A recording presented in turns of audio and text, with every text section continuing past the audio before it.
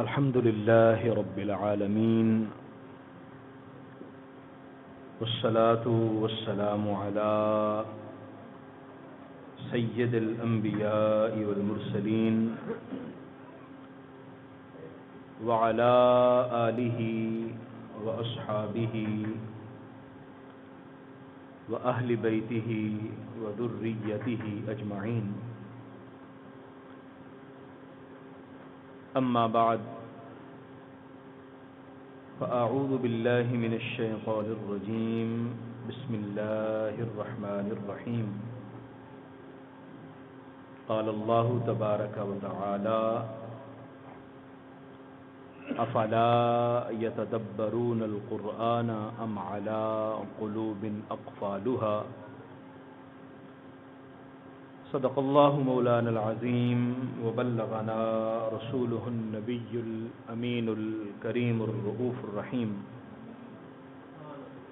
وقال الله تبارك وتعالى في شان حبيبه مخبرا وآمرا: إن الله وملائكته يصلون على النبي يا أيها الذين آمنوا صلوا عليه وسلموا تسليما.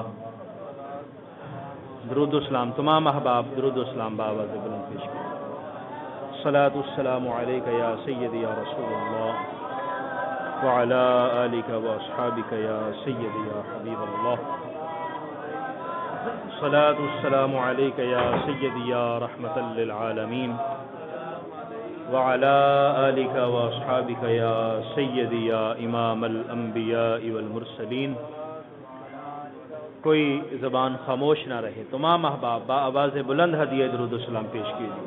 الصلاۃ والسلام علیک یا سیدی یا رسول اللہ وعلی آلک واصحابک یا سیدی یا رحمۃ للعالمین. مولاي صل وسلم دائما ابدا على حبیبک خیر الخلق كلهم. یا رب بالمصطفى بلغ مقاصدنا واغفر لنا ما مضى یا واسع الکرم. اللهم صل وسلم وبارك على سيدنا ومولانا محمد اجود الخلق وعلى آله وصحبه اجمعین. معزز و محترم قابل صد تعظیم و احتشام پیر طریقت رہبر شریعت صاحبزادہ محمد شبیر عابدی صافی صاحب، حضرت علامہ مولانا پیر فیض الرسول سیفی صاحب، حافظ قاری حضرت علامہ مولانا غلام رسول صاحب سیفی زیدہ مجدہ، دیگر احباب ذی وقار، برادران اسلام، اللہ تبارک و تعالی نے ہماری تخلیق کے پہلے مرحلے میں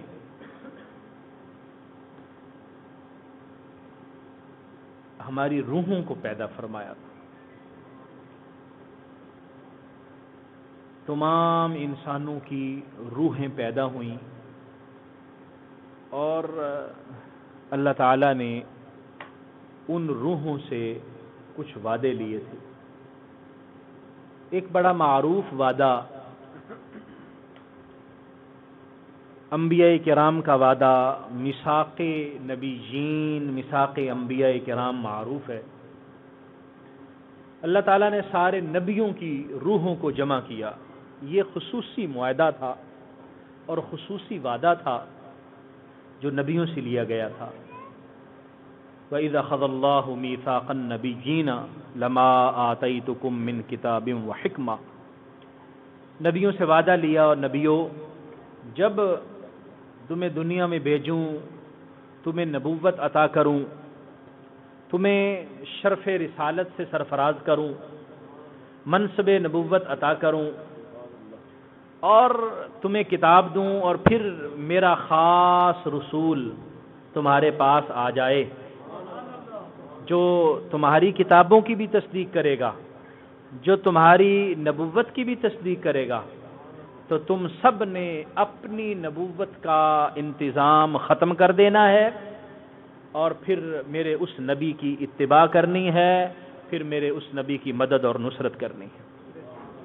نبی کریم سرور کائنات فخر موجودات صلی اللہ علیہ وسلم کے لیے اللہ تعالیٰ نے یہ وعدہ لیا اور یہ اہتمام فرمایا۔ یہ خاص وعدہ تھا یا خاص میٹنگ تھی، لیکن اس کے ساتھ ساتھ قرآن مجید نے ایک عام وعدے کا بھی ذکر کیا ہے۔ وہ نبیوں کی روحوں کے ساتھ اللہ تبارک و تعالیٰ کی گفتگو تھی، لیکن اللہ تبارک و تعالیٰ نے یہ گفتگو تمام انسانوں کی روحوں کے ساتھ بھی فرمائی۔ میری روح بھی تھی، آپ لوگوں کی بھی روح تھی، تمام انسان جو حضرت آدم سے لے کر آج تک اور قیامت تک اس دنیا میں آئے اور آئیں گے اور جو موجود ہیں، سب سے یہ وعدہ لیا گیا تھا۔ اور اللہ تعالیٰ نے پوچھا تھا، الست بربکم، بتاؤ کیا میں تمہارا رب نہیں ہوں؟ ساری روحوں کو اللہ نے پوچھا، روحو بتاؤ کیا میں تمہارا رب نہیں ہوں؟ الست بربکم قالوا بلا، تو ساری روحوں نے کیا کہا؟ کیوں نہیں یا اللہ، تو ہمارا رب ہے۔ یہ وعدہ میں نے بھی کیا، آپ نے بھی کیا، لیکن ہمیں یہ وعدہ یاد نہیں، کب کیا تھا، کس وقت کیا تھا، کوئی ہمارے ذہن میں یہ بات نہیں۔ اور اللہ جانتا تھا کہ جب ان کو میں انسانی لباس عطا کروں گا، جب بشری لباس ان کو عطا کروں گا تو یہ بھول جائیں گے۔ اس روح، وہ جو لطیف روح تھی، اس لطیف روح پر جب ہمارا کثیف جسم چڑھایا گیا، لباس بشریت عطا کیا گیا، تو ہم بھول گئے۔ اللہ تعالیٰ نے فرمایا کہ یہ بھی کوئی مسئلہ نہیں ہے، میں تمہیں یاد دلانے کے لیے اپنے نبیوں کا سلسلہ جاری فرماؤں گا۔ تو اللہ تبارک و تعالیٰ نے انبیاء کرام کا سلسلہ جاری فرمایا۔ ہر دور کے اندر نبی آتے رہے، اپنے اپنے دور میں، اپنی اپنی قوم کے پاس، اپنے اپنے علاقے میں، اپنے اپنے وقت میں سارے نبی آئے، اس دنیا سے رخصت ہو گئے، اور آخر پہ وہ انبیاء کرام کے سردار، نبیوں کے امام، امام المرسلین، میرے اور آپ کے آقا حضرت احمد مجتبی محمد مصطفیٰ صلی اللہ علیہ وسلم تشریف لائے، اور وہ آخری نبی اور رسول بن کے آئے۔ اب وہ نبی اور رسول تشریف لائے، انہوں نے ہمیں قرآن کی صورت میں خوبصورت تحفہ عطا کیا۔ قرآن کی صورت میں ایک خوبصورت ہمیں تحفہ دیا، اور اس تحفے میں یہ وعدہ بھی ذکر کیا گیا ہے کہ ہم نے، ہماری روحوں نے اللہ تعالیٰ سے یہ وعدہ کیا تھا، الست بربکم، ہم نے کہا تھا یا اللہ تو ہمارا رب ہے، اللہ ہمارا رب ہے، ہم نے اس کو یاد کرنا ہے اور یاد رکھنا ہے انشاءاللہ العزیز۔ اور اس کو یاد رکھنے کے لیے نبی کریم صلی اللہ علیہ وآلہ وسلم نے یہ سبق صحابہ کرام کو پڑھایا، بھئی یہ بات آگے پہنچا دینی ہے۔ صحابہ کرام کے آگے پھر تابعین، پھر تبع تابعین، پھر اولیاء کرام کا سلسلہ چلتا رہا۔ مختلف سلاسل کے ولی بزرگ یہ تشریف لاتے رہے اور ہمیں یہ وعدہ یاد دلاتے رہے۔ قرآن کی صورت میں یہ وعدہ ہم تک پہنچا۔ اب اس وعدے کا تقاضا کیا ہے؟ وعدے کا تقاضا یہ ہے کہ ہم نے کہا تھا یا اللہ تو ہمارا رب ہے، اور واقعتاً اللہ ہی ہمارا رب ہے۔ اللہ ہم سب کا، یہاں کوئی ایسا بندہ تو نہیں بیٹھا جس کا اللہ رب نہ ہو؟ الحمدللہ، سارے کہتے ہیں الحمدللہ رب العالمین۔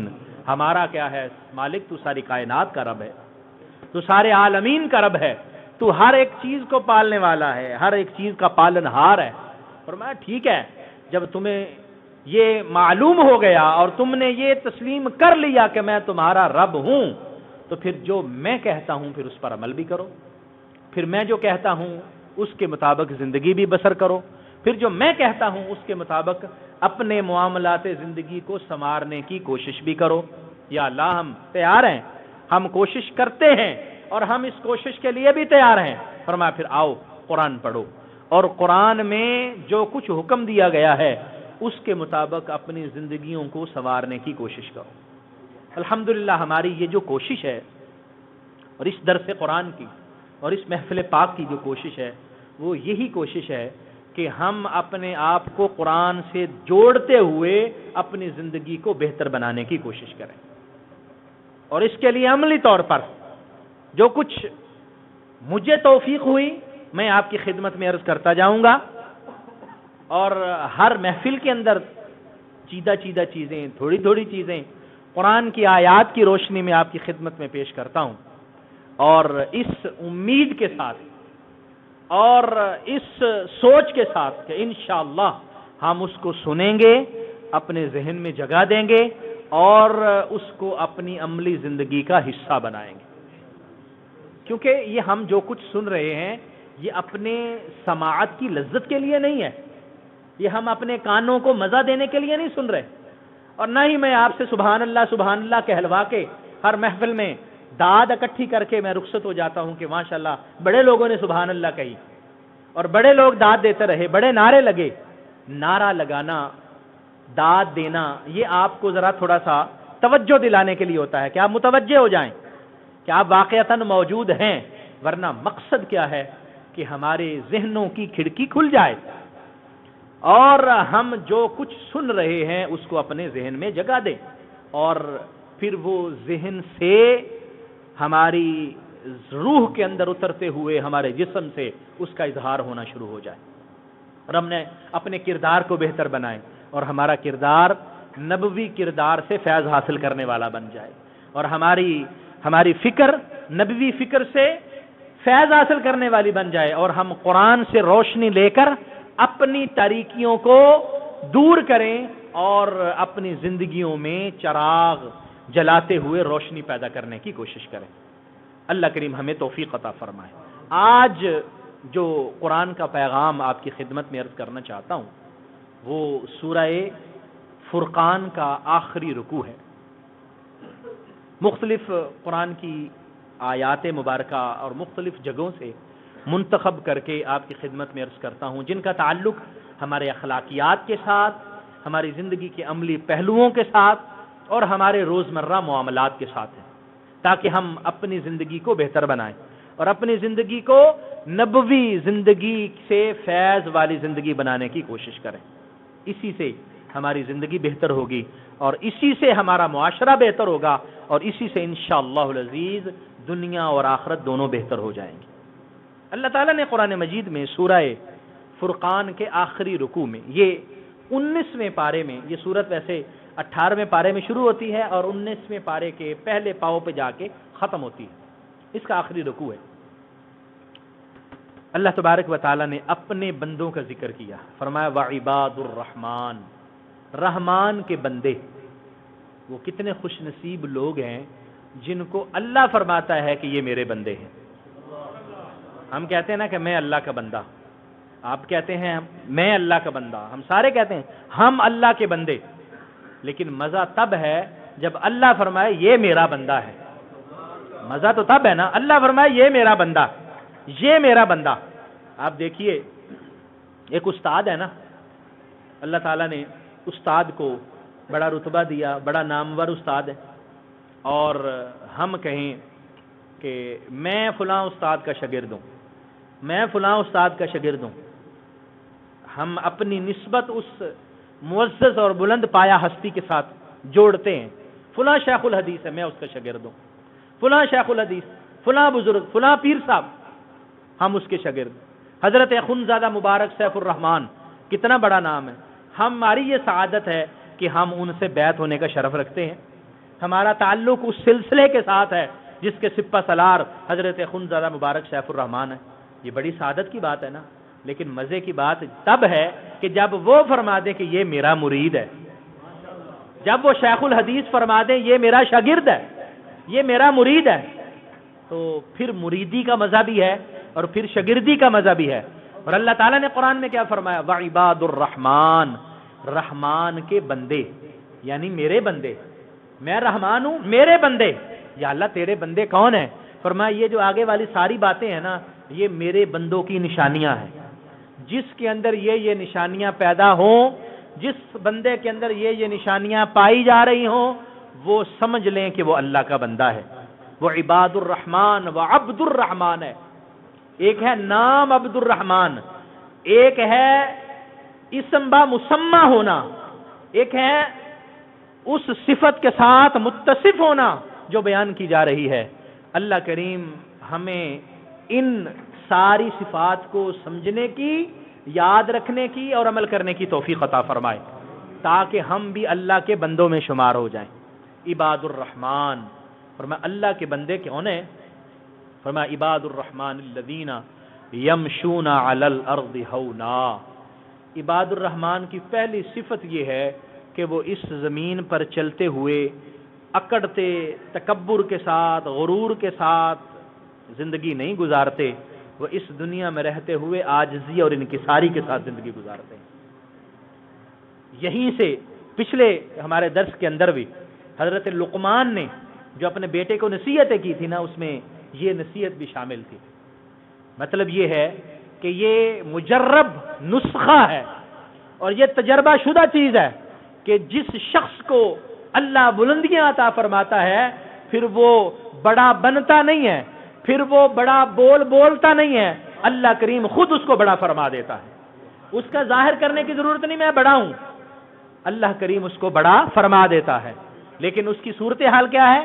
یمشون علی الارض ہونا. بڑی پرسکون زندگی ہے اس کی، بڑے پرسکون طریقے سے زندگی گزارتا ہے.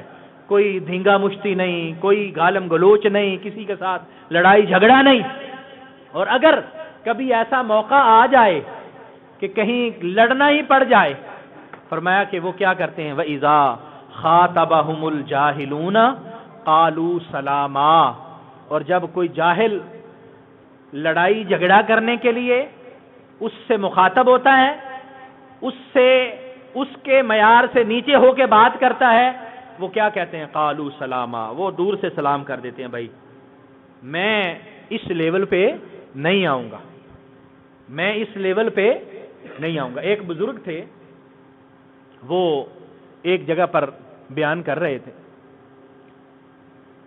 تو کسی نے مجمع میں بیٹھے ہوئے ان کو کوئی بری بات کہہ دی، کوئی غلط بات کہہ دی. تو وہ خاموش ہو گئے، کوئی جواب نہ دیا.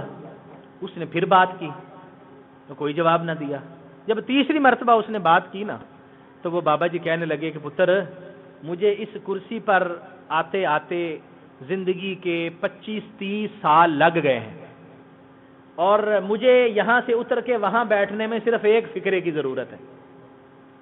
یعنی عزت بناتے بناتے ٹائم لگتا ہے، وقت لگتا ہے.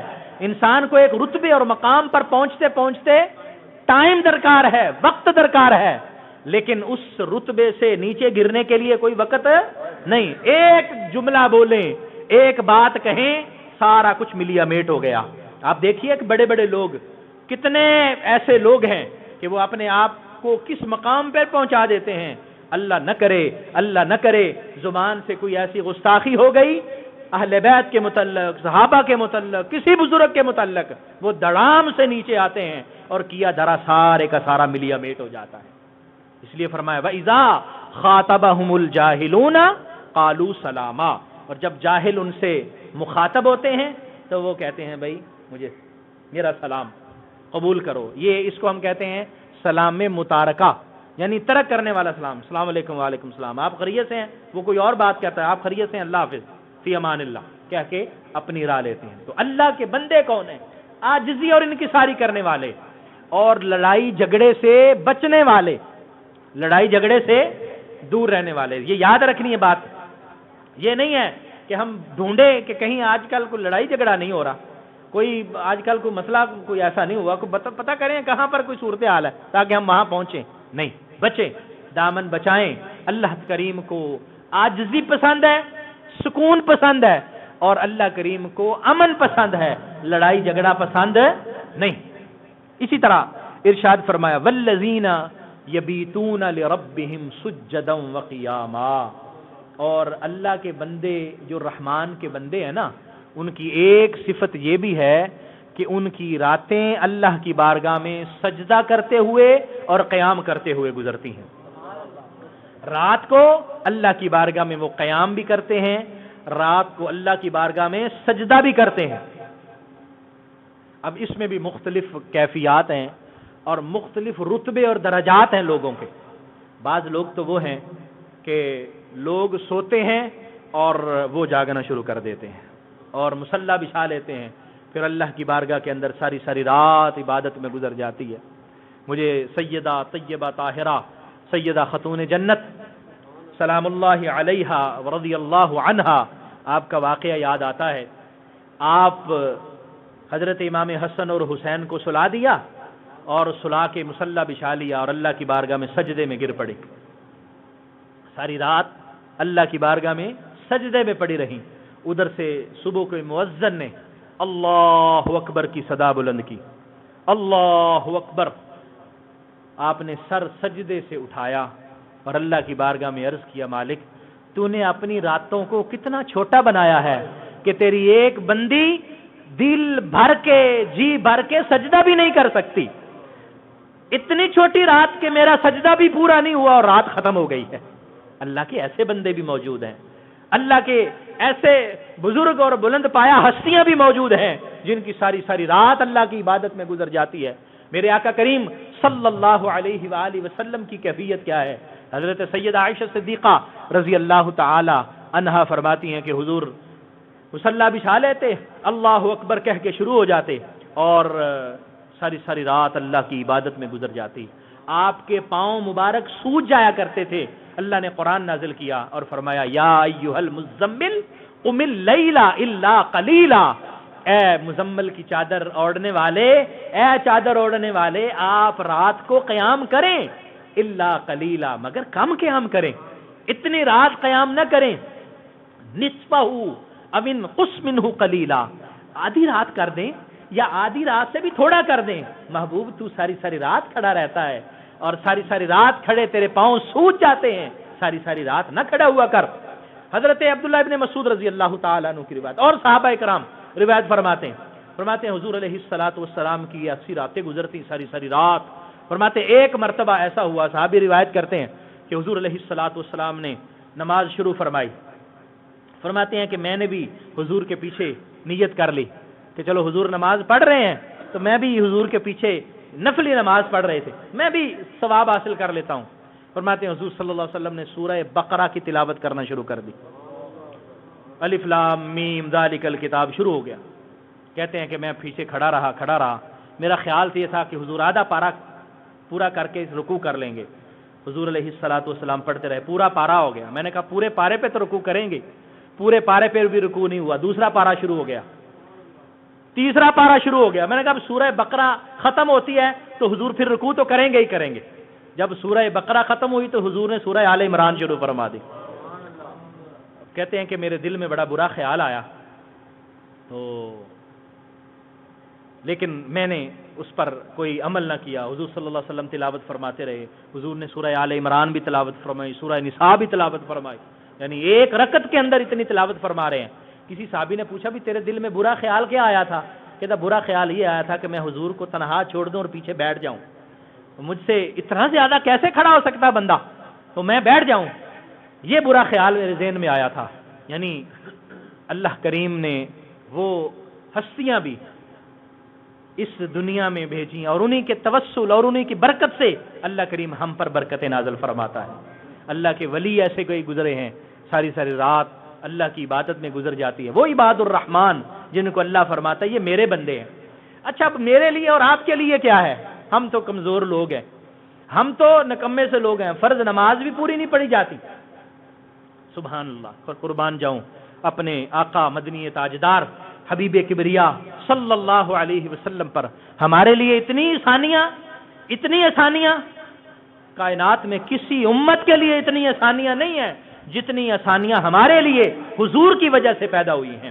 حضور علیہ الصلوۃ والسلام کی حدیث مبارکہ حضور نے فرمایا جو شخص عشاء کی نماز جماعت کے ساتھ ادا کرتا ہے نا، اللہ کریم اس کو آدھی رات کی عبادت کا ثواب عطا فرما دیتا ہے، اور پھر جلدی سو جاتا ہے اور پھر فجر کی نماز جماعت کے ساتھ ادا کرتا ہے بقیہ آدھی رات کا بھی ثواب اللہ اس کو عطا فرماتا ہے. یعنی ہم سوئے ہوئے ہیں اور اللہ کریم ہمیں عبادت کا ثواب عطا فرما رہا ہے. کتنی خوش قسمتی ہے ہماری. لیکن نیت درست کر لیں تو سبحان اللہ. سو جائیں اس نیت کے ساتھ کہ صبح میں نے فجر کی نماز جماعت کے ساتھ ادا کرنی ہے. آپ ساری رات سوئے رہیں گے اور فرشتے آپ کے نامہ اعمال میں ثواب لکھتے رہیں گے. اس سے بڑی سعادتیں کہاں ملتی ہیں؟ یہ آقا کریم صلی اللہ علیہ وسلم کی برکت سے اور ان کے توسل سے ہے. ایک اور روایت آپ کی خدمت میں عرض کرتا ہوں. حضور فرماتے ہیں ایک شخص ساری رات نفل نماز پڑھتا ہے. ایک شخص ساری رات نفل نماز، بڑا ثواب ہے نا، بڑا اجر ہے. ساری رات نفل نماز پڑھتا ہے. اور فرمایا ایک شخص قرآن کی ایک آیت سیکھ لیتا ہے تو جو ایک آیت سیکھنے والا ہے وہ ساری رات نفل نماز پڑھنے سے زیادہ افضل ہے. ہمارا یہ جو آدھا گھنٹے کا پروگرام ہے، 2 گھنٹوں کا، یہ کیا ہے؟ قرآن سیکھنے کا. ہم ایک آیت کو سیکھ لیں تو ساری رات کی عبادت سے افضل اللہ کریم اجر عطا فرماتا ہے. اور اگر ہم روزانہ قرآن کی ایک آیت سیکھتے رہیں اور رات کو یا صبح کو قرآن کی ایک آیت کو اپنے ذہن میں بٹھا لیں، اپنے سینے میں جگہ دے لیں تو اللہ کریم کتنا اجر عطا فرمائے گا. ایک ہے قرآن پڑھنے کا ثواب. ہم ایک حرف پڑھتے ہیں، اللہ کریم ایک حرف کے بدلے میں کتنی نیکیاں عطا فرماتا ہے جی؟ 10 نیکیاں. وہ قرآن پڑھنے کا ثواب ہے. اور یہ قرآن سمجھنے اور سیکھنے کا ثواب ہے. قرآن پڑھنے کا ثواب اپنی جگہ پر ہے اور قرآن سمجھنے اور سیکھنے کا ثواب اس سے کہیں زیادہ اور کہیں بہت بڑھ کر ہے. اللہ کریم توفیق عطا فرمائے. تو ہم اتنا تو کر سکتے ہیں نا کہ 5 وقت پابندی سے نماز پڑھ سکتے ہیں. کیا خیال ہے؟ والذین یبیتون لربہم سجدا وقیاما، وہ تو ساری رات عبادت کرتے ہیں. تو ہم جن کے امتی ہیں یا ہم جن کے نام لیوا ہیں، چلو ان کی ساری رات عبادت، وہ بلند ہستیاں ہیں، اللہ ہمیں توفیق عطا فرمائے. لیکن کم از کم ہم نماز عشاء تو جماعت کے ساتھ پڑھ سکتے ہیں نا جی. کیا خیال ہے؟ اور پھر فجر کی نماز جماعت کے ساتھ پڑھ سکتے ہیں کہ نہیں؟ ہمیں پڑھنے کی کوشش کرنی چاہیے انشاءاللہ العزیز. اور رونقیں لگی ہوں مسجد میں. ہماری صورتحال یہ ہے کہ بازار تو پر رونق ہے، بازار میں رونقیں ہیں، مسجدیں ویران ہیں.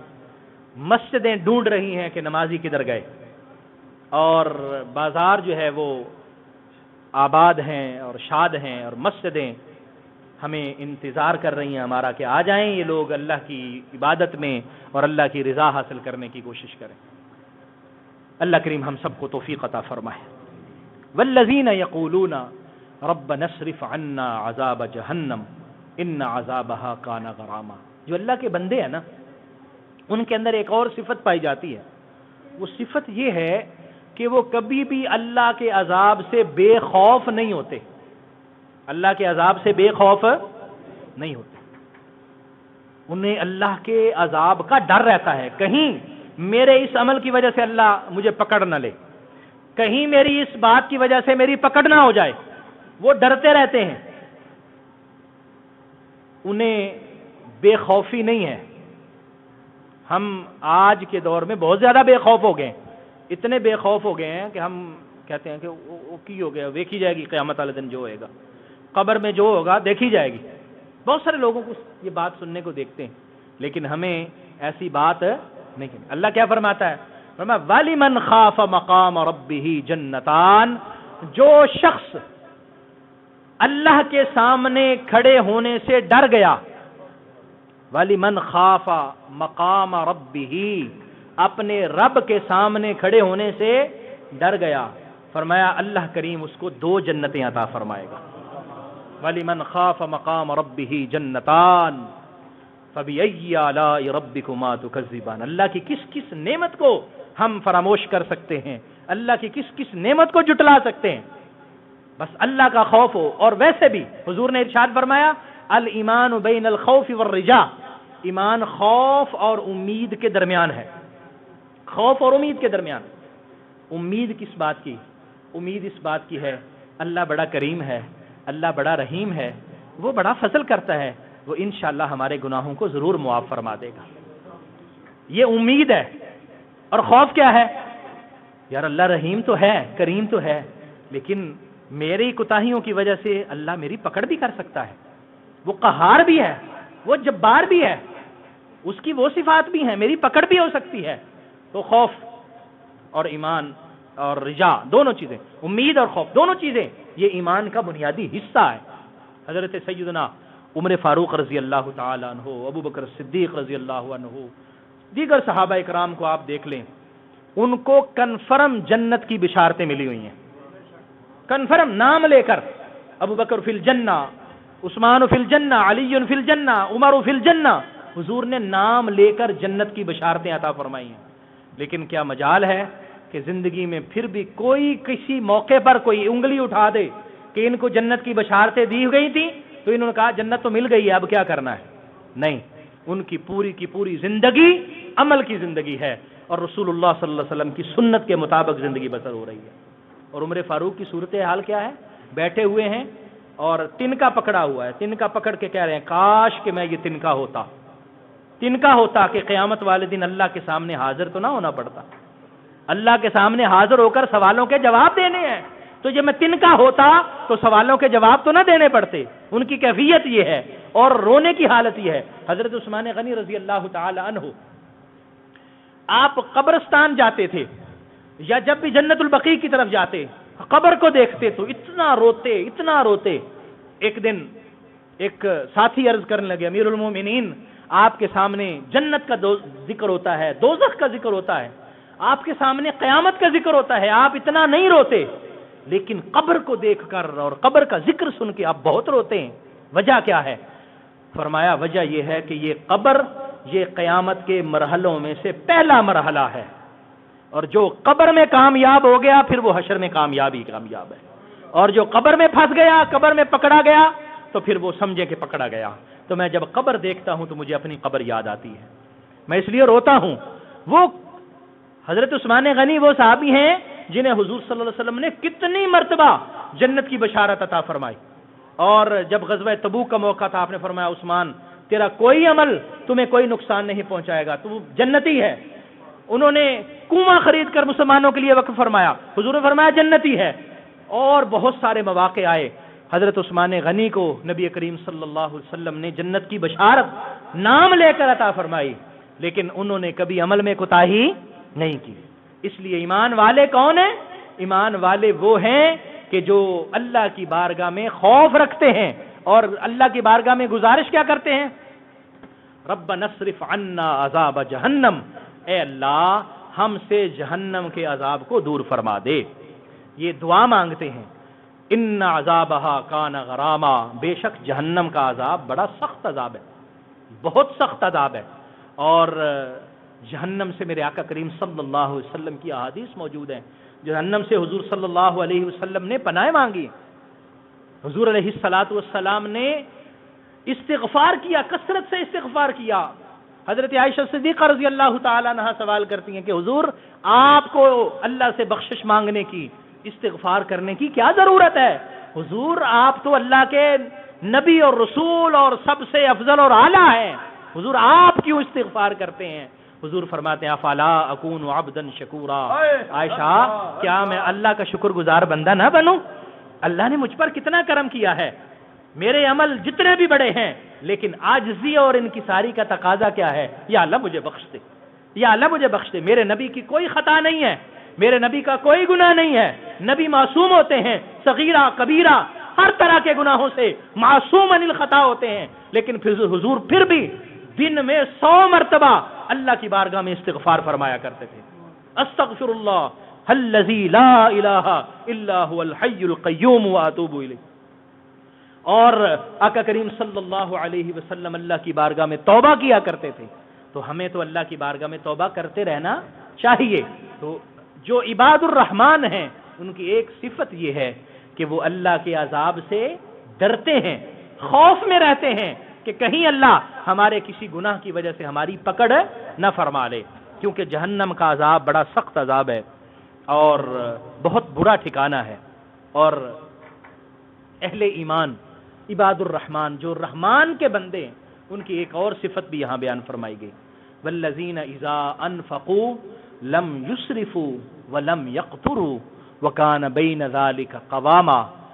وہ اپنے مالی معاملات کو بھی دیکھ کے چلتے ہیں، اپنے مالی معاملات کا بھی فکر رکھتے ہیں. ایک تو وہ ہم عام یہ بات پڑھ چکے ہیں اور کر چکے ہیں کہ رزق کو پاک رکھنا یہ بہت زیادہ ضروری ہے. دعاؤں کی قبولیت میں رزق کی پاکی کا بہت زیادہ دخل ہے. اگر کوئی شخص یہ چاہتا ہے نا کہ اس کی دعا قبول ہو، یہ نسخہ یاد رکھ لیجئے، جو شخص یہ چاہتا ہے کہ اس کی دعائیں قبول ہو، جو شخص یہ چاہتا ہے کہ اللہ کریم اسے مستجاب الدعوات بنا دے، تو بزرگ فرماتے ہیں وہ اپنے لقمے کو حلال کا بنا لے، اپنے پیٹ میں حرام کا لقمہ نہ جانے دے. اللہ کی بارگاہ میں ہاتھ اٹھائے گا، اللہ اس کی دعا کو رد نہیں فرمائے گا. دعائیں قبول کیوں نہیں ہوتی؟ ہم یہ سوچتے رہتے ہیں کہ ہم اتنی دعائیں مانگی، اتنے عرصہ ہو گیا دعائیں مانگی، اتنی دیر ہوگی دعائیں مانگنی.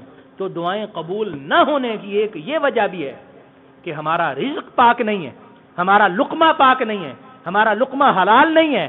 اس وجہ سے دعائیں قبول نہیں ہوتی. تو یہاں خرچ کرنے کے حوالے سے عباد الرحمن کی صفت اللہ نے بیان فرمائی. وہ کیا ہے؟ فرمایا اذا انفقوا، جب وہ خرچ کرتے ہیں، لم یسرفوا، تو پھر فضول خرچی نہیں کرتے، ولم یقتروا، اور کنجوسی بھی نہیں کرتے، وکان بین ذلک قواما، بلکہ وہ درمیانہ رستہ اختیار کرتے ہیں، میانہ روی اختیار کرتے ہیں. فضول خرچی کیا ہوتی ہے؟ فضول خرچی وہ ہوتی ہے کہ جہاں خرچ کرنے کی ضرورت نہیں ہے اور پھر بھی وہاں خرچ کیے جا رہے ہیں. نہ اس کا کوئی دینی مصرف ہے، نہ اس کی کوئی دنیاوی کوئی ضرورت ہے، بس فضول میں ایسے ہی پیسے اڑائے جا رہا ہے. یہ فضول خرچی ہے. اور کنجوسی کیا ہے؟ کہ جہاں پیسے خرچ کرنے چاہیے، وہ حقوق ادا کرنے ہیں، بچوں کے حقوق ہیں، بیوی کے حقوق ہیں، والدین کے حقوق ہیں، اخراجات ادا کرنے ہیں، وہ وہاں بھی خرچ نہیں کرتا. یہ کیا ہے؟ یہ کنجوسی ہے. اور بخیلی اور فضول خرچی، ان دونوں کو مناسب نہیں خیال کیا گیا، ان دونوں کو غلط کہا گیا ہے. یہ انسانی اخلاقیات کے لیے مناسب نہیں. مناسب کیا ہے؟ میانہ روی اختیار کرنا، درمیانہ رستہ اختیار کرنا. فرمایا عباد الرحمن وہ کیا کرتے ہیں؟ جب خرچ کرتے ہیں تو پھر درمیانہ رستہ اختیار کرتے ہیں. اللہ تبارک و تعالی نے جن کو مال و دولت عطا فرمایا ہے، وہ اس مال و دولت کو صحیح جگہ پر، مناسب جگہ پر خرچ کرنے کا اہتمام فرمائے.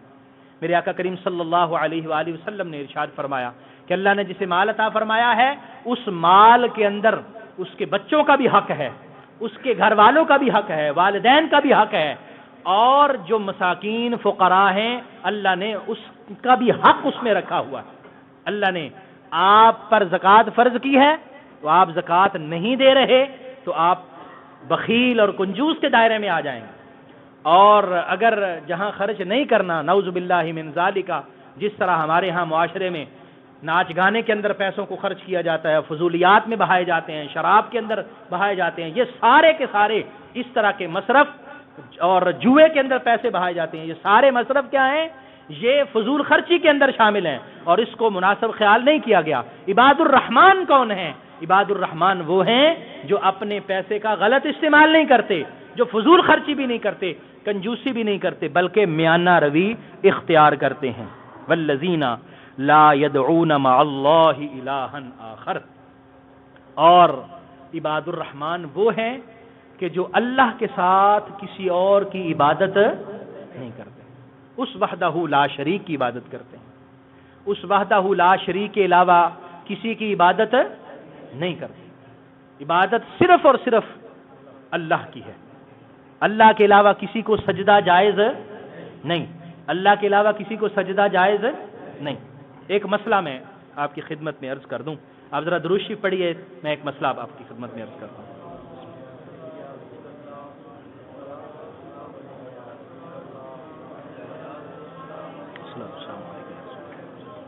اللہم صلی وسلم وبارک علی سیدنا محمد وبارک وسلم علیہ. سجدہ دو طرح کا سجدہ ہے، ایک سجدہ عبادت ہے اور ایک سجدہ تعظیمی ہے. سجدہ عبادت عبادت کے لیے سجدہ کرنا، جس طرح ہم نماز میں اللہ کی بارگاہ میں سجدہ کرتے ہیں، اور ایک تعظیم کے لیے سجدہ کرنا، جیسے کہ کوئی بزرگ ہے، کوئی قبر ہے، اس کے سامنے لوگ سجدہ کرتے ہیں، کہ کسی اپنے بڑے کو بڑا بنا کے اس کے سامنے سجدہ کرتے ہیں، یا جس طرح ہمارے ہمسایہ ملک ہندو ہیں وہ اپنے بتوں کے سامنے سجدہ کرتے ہیں، وہ سجدہ عبادت بھی کرتے ہیں، سجدہ تعظیمی بھی کرتے ہیں، اپنے بڑوں کے سامنے سجدہ کرتے ہیں۔ تو سجدہ دو طرح سے ہے، سجدہ عبادت ہے اور سجدہ تعظیمی ہے۔ یہ بات یاد رکھیے کہ سجدہ تعظیمی پہلی امتوں میں جائز رہا ہے، سجدہ عبادت کبھی بھی کسی کے لیے جائز نہیں رہا، عبادت کبھی بھی کسی اور کی جائز نہیں۔ جب سے یہ کائنات بنی ہے، عبادت صرف اور صرف اللہ وحدہ لا شریک کے لیے، کسی اور کے لیے عبادت جائز نہیں رہی، اور نہ ہی کسی کو اجازت دی گئی ہے کہ وہ کسی اور کی عبادت کرے۔ ہاں، سجدہ تعظیمی یہ جائز رہا، جس طرح اللہ تعالیٰ نے حضرت آدم علیہ السلام کو پیدا کیا۔ جب حضرت آدم کی تخلیق ہو گئی، اللہ تعالیٰ نے سنوارا، بنایا، روح پھونک دی، تو فرشتوں کو حکم دیا کہ فرشتوں آدم کو سجدہ کرو، تو تمام فرشتوں نے حضرت آدم کو سجدہ کیا۔ تمام فرشتوں نے جو حضرت آدم کو سجدہ کیا تھا، وہ کون سا سجدہ تھا؟ تعظیمی سجدہ تھا۔ کون سا سجدہ تھا؟ عبادت کے لیے نہیں، عبادت صرف اللہ کی ہے، کسی اور کے لیے عبادت نہیں، وہ تعظیمی سجدہ تھا۔ تو اس کا مطلب ہے تعظیمی سجدہ یہ ہوا کرتا تھا۔ قرآن مجید میں حضرت یوسف علیہ السلام کا ذکر ہے۔ حضرت یوسف علیہ السلام چھوٹے بچے ہیں، خواب دیکھتے ہیں، انی رأیت احد عشر کوکبا والشمس والقمر رأیتهم لی ساجدین۔ خواب میں دیکھا کہ 11 ستارے اور سورج اور چاند حضرت یوسف علیہ السلام کو سجدہ کر رہے ہیں۔ اپنے والد محترم حضرت یعقوب کو بیان کیا کہ ابا جی میں نے رات کو خواب دیکھا ہے، تو بابا جی فرمانے لگے لا تقصص رؤیاک علی اخوتک فیکیدوا لک کیدا۔ یہ خواب دیکھ لیا ہے، لیکن اب اس کو اپنے بھائیوں کے سامنے بیان نہیں کرنا۔ تعبیر کیا تھی اس خواب کی؟ اس خواب کی تعبیر یہ تھی کہ یوسف، اللہ تجھے ایک وہ مقام عطا فرمائے گا، وہ رتبہ عطا کرے گا کہ تمہارے 11 بھائی اور ہم تمہارے ماں باپ تمہارے سامنے سجدہ کر رہے ہوں گے۔ اللہ اس رتبے پر تمہیں فائز فرمائے گا۔ اور آپ دیکھتے ہیں کہ حضرت یوسف علیہ السلام ساری تکلیفیں، مشکلات برداشت ہوئیں، سارا وقت گزرا، اور جب مصر کے تخت پر آپ جلوہ افروز ہوئے اور حضرت یوسف علیہ السلام کے بھائی اور آپ کے خاندان والے آپ کے پاس پہنچے، اور جب حضرت یوسف علیہ السلام کے گھر والوں نے دیکھا کہ اللہ نے کیا رتبہ عطا فرمایا ہے، تو حضرت یعقوب نے اپنی بیوی سے کہا، اپنے بیٹوں سے کہا کہ بیٹو، یوسف کو اللہ نے وہ رتبہ عطا کیا ہے کہ ہمارا سجدہ کرنا بنتا ہے، آؤ سارے ہم مل کے یوسف کو سجدہ کرتے ہیں۔ تو قرآن نے اس کا ذکر کیا کہ حضرت یعقوب نے بھی اور آپ کی بیوی نے بھی اور 11 بھائیوں نے بھی حضرت یوسف علیہ السلام کو سجدہ کیا۔ وہ سجدہ کون سا تھا؟ تعظیمی سجدہ۔ نبی کریم صلی اللہ تعالی علیہ وسلم کا دور مبارک آیا، صحابہ اکرام رضوان اللہ علیہم اجمعین کو میرے آقا نے تعلیم دی کہ سجدہ اس اللہ وحدہ لا شریک کے لیے ہے، کسی اور کو سجدہ کرنا جائز نہیں۔ اب ایک دن صحابہ اکرام حضور کی خدمت میں حاضر ہوئے، عرض کرنے لگے یا رسول اللہ، اور یہ واقعہ کئی مرتبہ حدیثوں میں منقول ہے، اونٹ آیا ایک مرتبہ، آقا کریم صلی اللہ علیہ وسلم تشریف فرما تھے، اس اونٹ نے حضور کے قدموں میں اپنا سر رکھ کے حضور کو سجدہ کیا۔ ایک مرتبہ ایک اونٹ بولا ہو گیا، پاگل ہو گیا، گھر والوں سے قابو نہیں آ رہا تھا، انہوں نے حضور کی خدمت میں آ کے عرض کیا، حضور وہاں تشریف لے گئے، جو اونٹ کسی سے قابو نہیں آ رہا تھا، جب حضور وہاں پہنچے تو وہ اونٹ بھاگا بھاگا آیا۔ صحابہ فرماتے ہم نے سمجھا کہ یہ حضور کو نقصان پہنچائے گا، لیکن وہ بھاگا بھاگا آیا اور حضور کے قدموں پر اپنا سر رکھ کے اس نے سجدہ کیا۔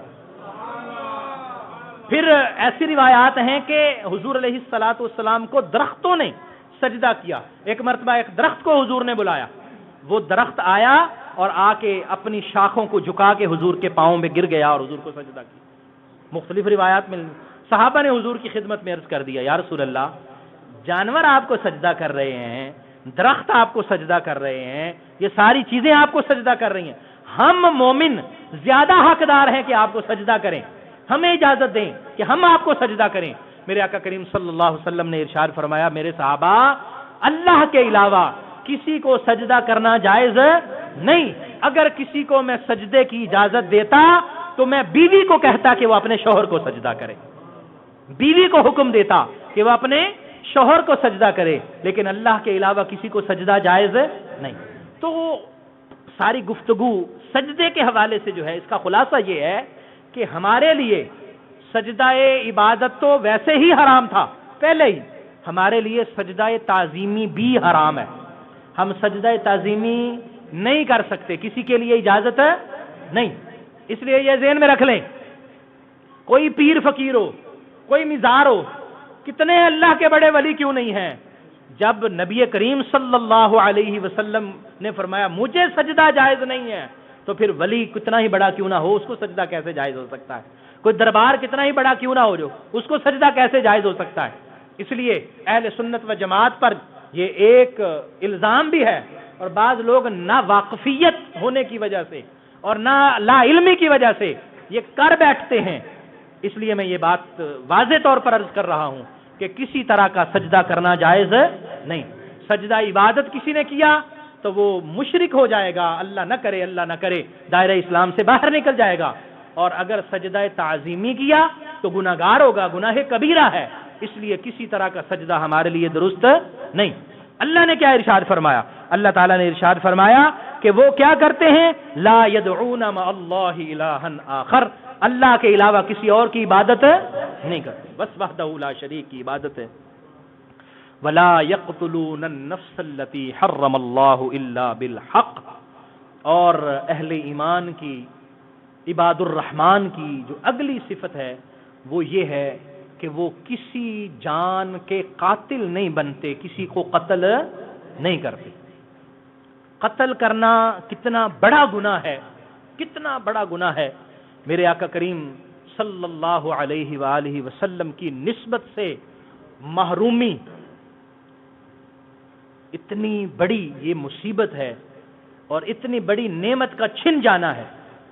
حضور کی نسبت سے محرومی ہمارے پاس کیا ہے؟ ہم کتنے بھی بڑے بنے پھرتے رہیں, جو کچھ بھی ہوں, اگر حضور کی نسبت درمیان سے نکل جائے تو کیا پیچھے بچتا ہے؟ کوئی بچتی ہے کوئی چیز؟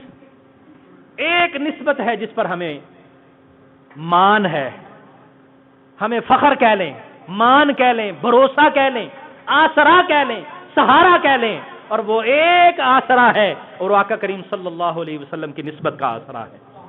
سارے آسرے ٹوٹ جائیں گے, کٹ جائیں گے, سب سسٹم ختم ہو جائیں گے, سارے تعلق کٹ جائیں گے, ایک وہاں تعلق کالی کملی والے کا تعلق قائم رہے گا, اور یہی تعلق کام آئے گا.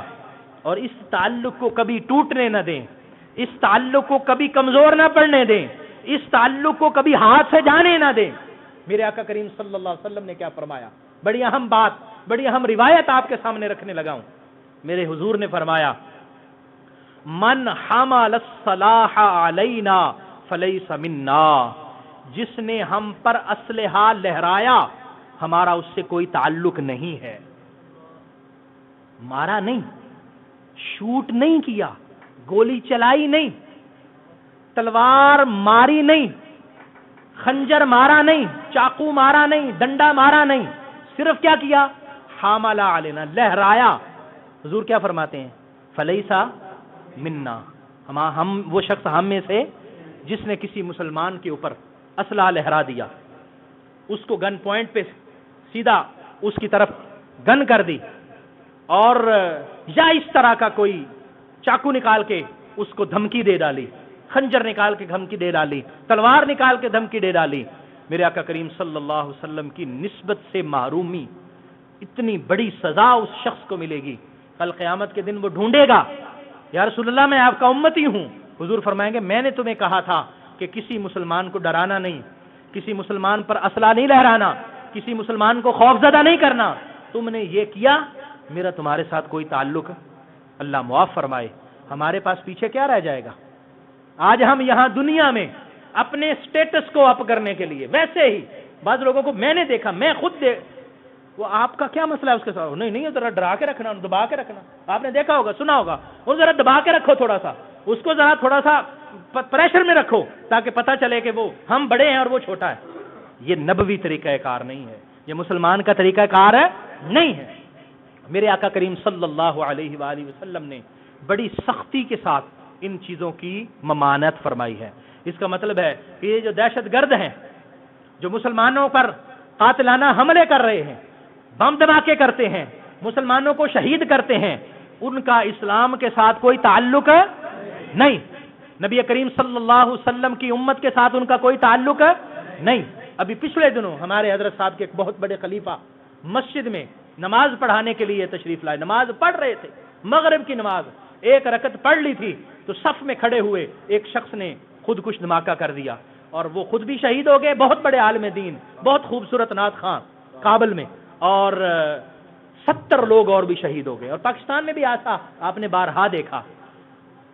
کیا وہ لوگ اللہ سے جنت تلاش کر رہے ہیں؟ کیا وہ لوگ اللہ سے جنت کی امید کر رہے ہیں؟ خبردار، بھول جائیں کہ وہ کسی جنت کی خوشبو کو بھی پا سکیں گے۔ ایک جان کا قتل، قرآن نے کیا کہا تھا؟ ایک جان کا قتل، من قتل نفسا بغیر نفس فکأنما قتل الناس جمیعا، فرمایا جس نے کسی ایک جان کو قتل کیا گویا کہ اس نے پوری انسانیت کو قتل کر کے رکھ دیا۔ کتنی جان کی قیمت ہے میں آپ کو بتاؤں؟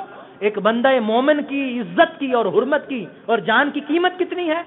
اس سے آگے چلیں، میرے حضور صلی اللہ علیہ وسلم آپ خانہ کعبہ کا طواف فرما رہے ہیں، صحیح بخاری کی روایت، خانہ کعبہ کا طواف فرما رہے ہیں اور کعبہ شریف کی طرف دیکھ رہے ہیں، اور کعبہ شریف کی طرف دیکھ کے کہتے ہیں اے کعبہ تیری عظمت کتنی بلند ہے، ما اعظم شانکی ما اعظم حرمتکی او کما قال علیہ السلام، اے کعبہ تیری حرمت کتنی بلند ہے، تیری عظمت کتنی بلند ہے، تو کتنا عظیم الشان اللہ کا گھر ہے، تیرا کتنا رتبہ اور مقام ہے۔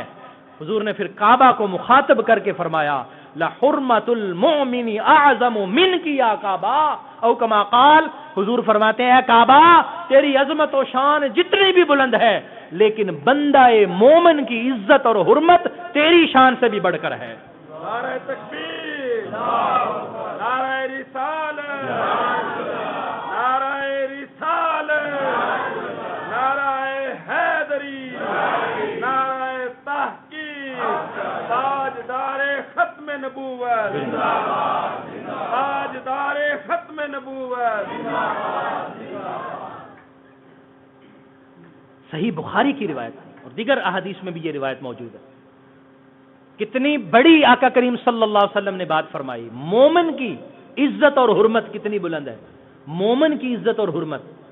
اور ہمارے لیے مومن کا کوئی سٹیٹس ہی نہیں، ہم جس کو مرضی گالی نکال دیتے ہیں، ہم جس کو مرضی تھپڑ مار دیتے ہیں، ہم جس کو مرضی ڈیگریڈ کرتے ہوئے کوئی محسوس ہی نہیں کرتے کہ یہ اللہ کی مخلوق ہے، یہ اللہ کا بندہ ہے۔ آپ کو پتہ ہے حدیث مبارکہ میں روایت آتی ہے، آقا کریم صلی اللہ علیہ وسلم نے فرمایا ایک عورت نے ایک بلی کو ایک کمرے میں بند کر دیا، تالا لگا دیا، اور وہ بلی اندر بھوکھی پیاسی مر گئی۔ اللہ کریم کو اس کی یہ بات پسند نہ آئی اور اس عمل کی وجہ سے اللہ نے اس عورت کو جہنم میں بھیج دیا۔ اور ایک عورت وہ کریکٹر کے اعتبار سے ٹھیک نہیں تھی، کردار درست نہیں تھا اس عورت کا، وہ ایک دن رستے سے جا رہی تھی، دیکھا ایک کتا کنویں کے کنارے پر اپنی زبان مٹی کے ساتھ لگا رہا ہے، اس نے دیکھا تو اس کو پیاس لگی ہے، اس نے اپنا موزہ اتارا، اپنے دوپٹے سے باندھا اور کنویں سے پانی نکالا اور اس کتے کو پلا دیا۔ اللہ کریم کو اس کی یہ ادا پسند آئی اور اس عورت کے گناہ معاف کر کے اس کو جنتی بنا دیا۔ اللہ کی مخلوق کی کتنی عزت اور حرمت ہے، آپ اندازہ لگائیے، اللہ کی مخلوق کی اتنی عزت اور حرمت ہے، جو عام مخلوق ہے اور جو انسان ہے وہ تو اللہ کی اشرف المخلوقات ہے نا۔ فرمایا لقد خلقنا الانسان فی احسن تقویم، انسان کو احسن تقویم بنایا ہے، وَلَقَدْ كَرَّمْنَا بنی آدم، بنی آدم کو ساری مخلوقات سے عزت اور تکریم عطا فرمائی ہے، اور ہم اس انسان کی کتنی توہین کر رہے ہیں، ہم اس انسان کو کوئی عزت نہیں دے رہے۔ آئیے ہم یہ عہد کریں کہ ہم آقا کریم صلی اللہ علیہ وسلم کے ارشاد کے مطابق ہم انسانیت کو عزت عطا کریں گے، اور وہ عزت اصل میں ہم اپنے آپ کو عطا کر رہے ہیں، ہم بھی انسان ہیں، تو انسان کی عزت کا رکھوالا ہے۔ یہ رنگ و نسل یہ خاندان اور یہ پنجابی، پٹھان، سندھی، بلوچی، یہ ساری ہماری کارستانیاں ہیں۔ حضور فرماتے ہیں تم سارے کے سارے آدم علیہ السلام کی اولاد ہو، اور آدم کو اللہ نے مٹی سے پیدا کیا تھا، اس لیے تم سارے کے سارے مٹی کے بنے ہوئے۔ اس لیے اگر کسی کو فضیلت چاہیے، کوئی بڑا بننا چاہتا ہے تو بڑا کیسے بنے گا؟ فرمایا بڑا بننا ہے تو تقوی اختیار کرو، اللہ کریم تمہیں عزتیں عطا فرمائے گا۔ عزتیں تقوی کی بنیاد پر ہیں، اس لیے یہاں فرمایا کہ وہ کیا کرتے ہیں؟ وہ لا یقتلون النفس التي حرم اللہ، اللہ نے جان کو قتل کرنا حرام قرار دیا ہے، اور اللہ کے بندے وہ ہیں جو اس طرح کی مصیبت پہ نہیں پڑتے۔ قتل کرنا، انسان کی بے حرمتی کرنا، بے عزتی کرنا، عباد الرحمن وہ انسان کی عزت اور تکریم کا خیال رکھتے ہیں۔ کیوں؟ کیونکہ اللہ کریم نے انسان کو عزت عطا کی ہے۔ جس مالک نے انسان کو عزت عطا کی ہے، پھر وہ انسان کی بے عزتی کیسے برداشت کر سکتا ہے؟ اس لیے میرے آقا نے فرمایا تھا کہ جو شخص چھوٹوں پر شفقت نہیں کرتا اور بڑوں کا احترام نہیں کرتا، ہمارا اس سے کوئی تعلق نہیں ہے۔ کبھی انشاءاللہ موقع ملا تو میں وہ احادیث مبارکہ آپ کی خدمت میں عرض کروں گا جو نسبت رسالت سے محروم کر دیتی ہیں۔ حضور نے فرمایا میرا اس سے کوئی تعلق نہیں ہے۔ وہ کون کون سے عمل ہیں جس کے متعلق حضور نے فرمایا میرا اس سے کوئی تعلق نہیں؟ جس نے یہ کیا میرا اس سے کوئی تعلق نہیں، جس نے یہ کیا میرا اس سے کوئی تعلق نہیں۔ اس میں یہ بھی ارشاد فرمایا من لم یرحم صغیرنا ولم یوقر کبیرنا فلیس منا، جو بچوں پر رحم نہیں کرتا، شفقت نہیں کرتا اور بڑوں کا احترام نہیں کرتا، حضور فرماتے ہیں ہمارا اس سے کوئی تعلق نہیں ہے۔ اس لیے کبھی بھی لڑائی جھگڑے میں نہ جائیں، لڑائی جھگڑے سے دور بھاگیں، کیونکہ آغاز گالی سے ہوتا ہے، گالم گلوچ سے، اور پھر آگے بڑھتے بڑھتے بڑھتے مسئلہ بہت دور تک نکل جاتا ہے۔ اللہ کریم محفوظ فرمائے۔ اور اگلی بات اس حوالے سے، اور آخری بات آج کے درس کی، فرمایا ولا یزنون، عباد الرحمن وہ لوگ ہیں کہ جو اپنے دامن کو پاک رکھتے ہیں، اپنے دامن کو پاک رکھتے ہیں۔ لا یزنون، وہ زنا نہیں کرتے، وہ اس سے دور بھاگتے ہیں، اپنی عزت کی حفاظت کرتے ہیں، اپنے آپ کی حفاظت کرتے ہیں۔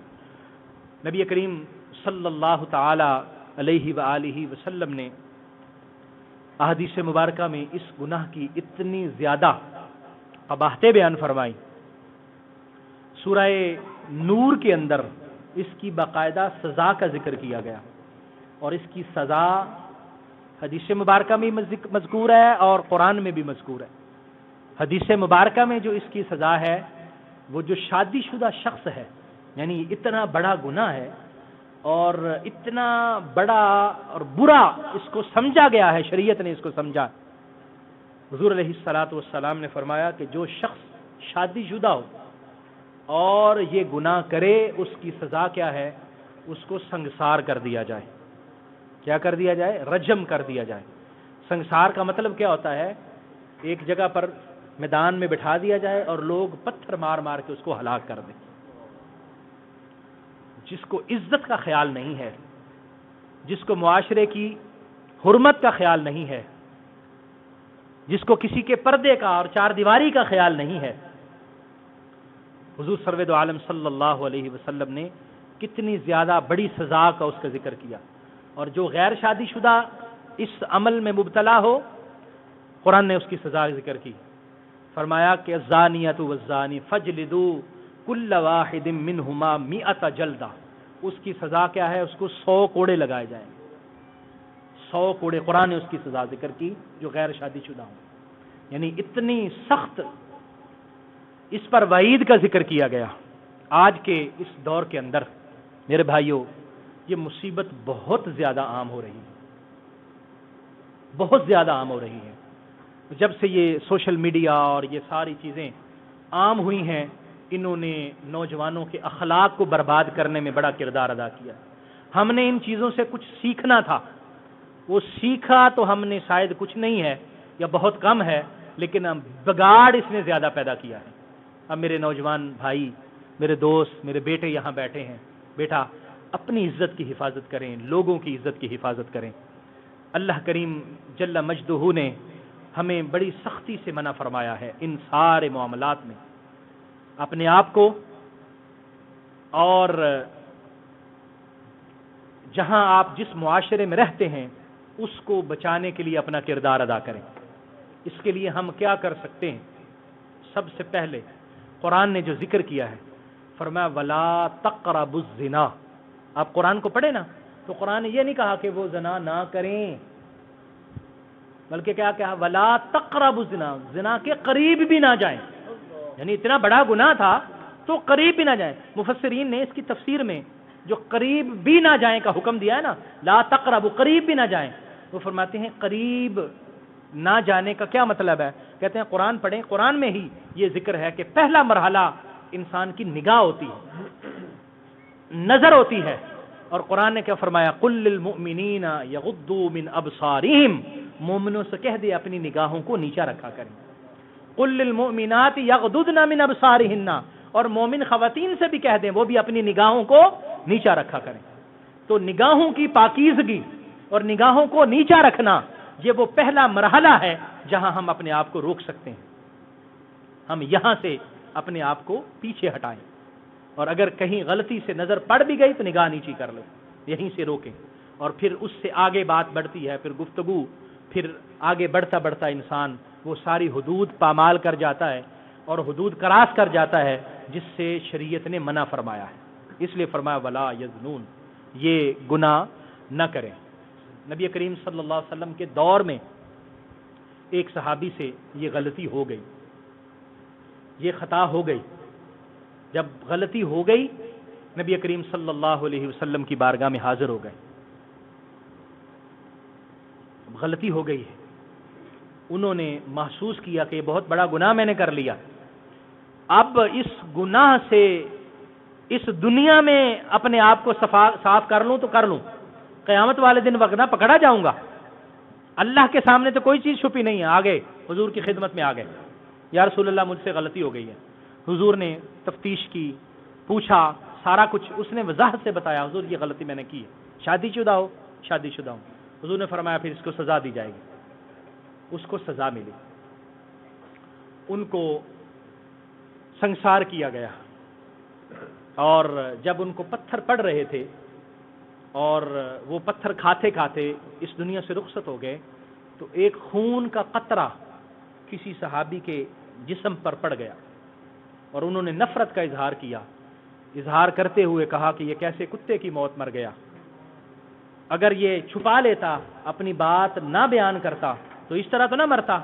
میرے آقا کریم صلی اللہ علیہ وسلم نے سنا، آپ نے فرمایا خاموش، خبردار، اس نے غلطی کی، غلطی ہو گئی، انسان سے غلطی ہو گئی، لیکن اس نے اپنے آپ کو پاک کر لیا۔ حضور فرماتے ہیں میں دیکھ رہا ہوں الآن، یہ بھی صحیح بخاری کی روایت ہے، حضور فرماتے ہیں الآن یغتمس فی انہار الجنہ، میں دیکھ رہا ہوں کہ وہ جنت کی نہر کے اندر غوطے لگا رہا ہے۔ مطلب ہے کہ غلطی ہو گئی، پلٹ آئیں، واپس آ جائیں، توبہ کر لیں۔